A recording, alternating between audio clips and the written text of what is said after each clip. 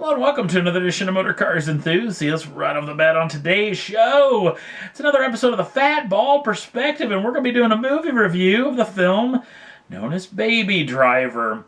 Basically, this is a modern-day heist car getaway driving film, and is pretty well screwed together if you ask me, except for a little odds and ends that probably could have been fixed in post, at least in my mind.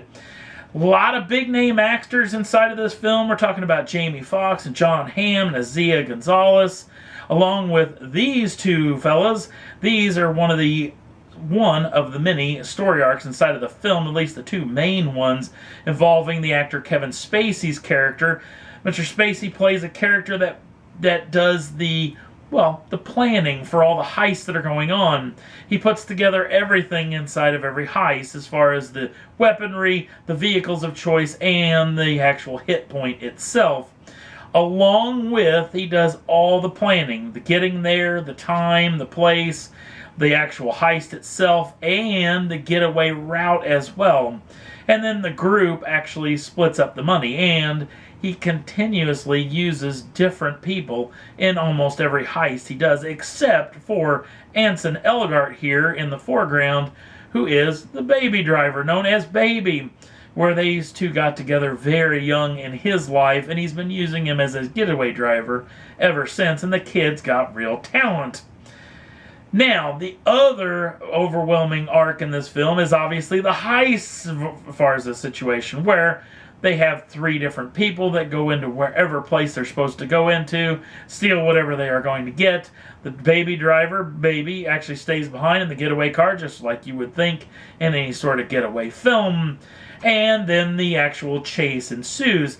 The heists aren't really the biggest part of this particular film. It's basically all around the getaways themselves. Now let's get to the other story arc of the three story arcs that are inside of this film, and it's the love situation, which is for the first time we get to see in this film, is Lily James. Herself and Ansel Elgort actually get together in this film. Now, this is one of my biggest gripes about this movie. Maybe not the biggest gripe, but one of them is the fact that these two fall in love inside of the film, but I really feel that this movie wants to bludgeon you over the head to say, don't you get it? These two are in love? Because that's the way I felt. I found myself squirming in my seat thinking, gosh, we get it already. These two are in love. I mean, can we just move on from this? I mean, geez. I mean, I'm as much of a love story fan as anybody else is, but when the whole film was not regarding around this particular deal, I couldn't understand why they kept trying, and it just made it feel like they kept trying to say, we don't think you get it yet. We need a couple more scenes in here to show that these two are in love. I think if they could have just cut a couple of these scenes out, it really would have streamlined this film. The other situation, and the one that I'm always critical of, is stunts. Now, for the beautiful situation is all these stunts are done in the practical realm, where they're using real cars on real roads, and pretty much nothing is done to CGI. Even though they probably could have fixed a couple of the scenes that they showed. One of the scenes that took me out of the film, and I hope that you're not one of these type of people out there, where basically the smallest little tiny thing inside of a movie can take me completely out of the experience and render a very good film into a film that I consider a total piece of garbage. This is something that happens inside of this film at least a couple of three times. One of the things is, and I think modern day filmmakers grew up on car films from back in the old days. When they want to make a car film, they think it's just okay to crash modern day cars into all sorts of stuff, and the vehicles just continue to run, which could happen back in the old days. But once you get in the modern day airbag era of automobiles, this doesn't happen near as much. Now, I realize that older airbag cars, you could have an accident with it, basically cut out the airbags, continue to drive the automobile. But a lot of modern day cars will go into limp mode once they've been in a pretty significant accident. This happens a lot in modern day films, especially with police cars. And it happens in this film in a police car, where a police car basically rams into a large elevator. Now, an elevator is basically all steel and a big steel tube. But not only that, it's also encased in concrete because this is a parking garage. So you got a concrete encased metal tube that a police car rams into and the airbags don't go off. Well, what's the deal with this?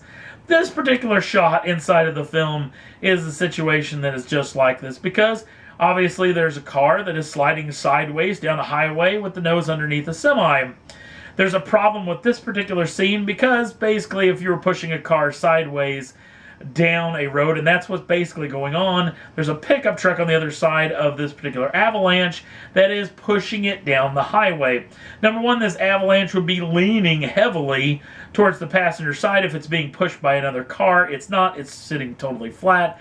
I thought in the film as I watched it that the vehicle was way off the ground, the suspension was at full droop, but they actually pulled the suspension up. The vehicle's basically riding on a CGI covered up rig that is basically carrying the vehicle down the road.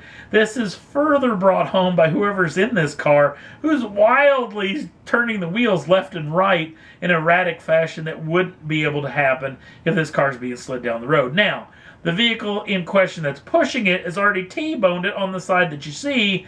Airbags didn't go off in that particular scene as well.